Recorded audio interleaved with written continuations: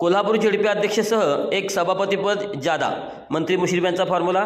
कोल्हापूर जिल्हा परिषदेत आमचे सर्वाधिक 20 सदस्य असले तरी बहुमतासाठी आणखीन 15 सदस्य आवश्यक आहेत।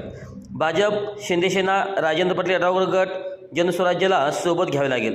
महापालिकेत ठरलेल्या फॉर्म्युल्यानुसार ज्यांचे सर्वाधिक सदस्य त्यांना 2 पदे, त्यानुसार जिल्हा परिषदेत राष्ट्रवादीला अध्यक्षपदासह आणखी एक सभापती पद मिळणार आहे।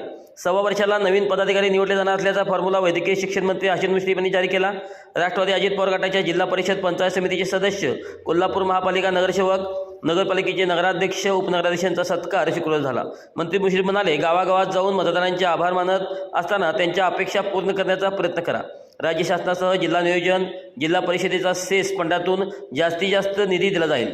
मतदारांना दिलेले आश्वासने पूर्ण करण्यासाठी मेहनत घ्या। माजी आमदार राजेश पाटील म्हणाले, चंदगड मतदारसंघ चुकीच्या लोकांच्या हातात गेल्याने जनता भरडली गेली आहे। त्यांच्या परिपाक या निवडणुकीत दिसला। नूतन सदस्यांनी सामान्य माणसाला अपेक्षा पूर्ण करण्यासाठी प्रयत्नशील राहा।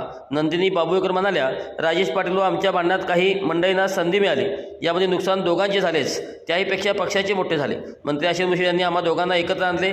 चंदगड नगरपंचायतीमध्ये पहिला प्रयोग केला, आता अंगावरील गुलाल झटकून कामाला लागा। आगामी ग्रामपंचायतीसह गोकुळ केडीसीसी निवडणुकीत हसन मुश्रीफ यांचे हात बळकट करा, असे आवाहन करण्यात आले। जिल्हा बँकेचे संचालक भैया माने यांनी स्वागत केले।